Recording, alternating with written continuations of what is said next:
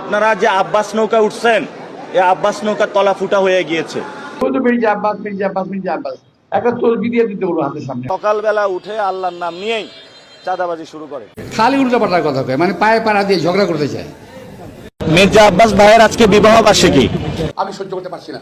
আমাদেরকে কিছু বললে বলে ছোট বাচ্চা, বেয়াদব। তো আপনি কত বড় হয়েছেন? 15 বছর তো খুঁজে পাওয়া যায় নাই। যা খুশি তাই ককিয়া, আমি কোনো কথা কমু না, ঠিক আছে।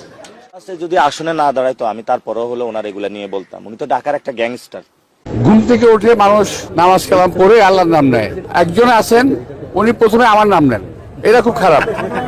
না না, আমি সকালবেলা উঠে আল্লাহর নাম নেই। তার নাম জপ করে কি সওয়াব হবে নাকি? গুনাহ হবে উল্টা আরো। ভাই আমি আছি খুব ঝামেলায়।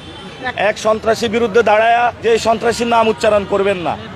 এই কার কথা বলতেছ? নামটা পরিষ্কার বলো তো, কার কথা বলতেছ?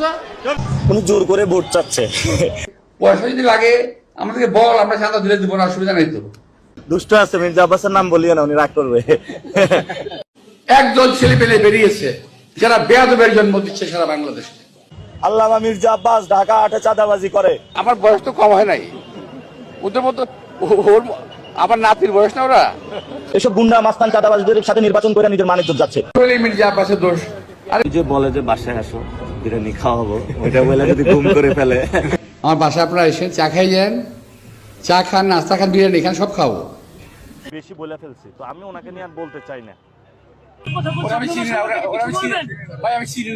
পরীক্ষার শেষে রিভিশন দিতেছি।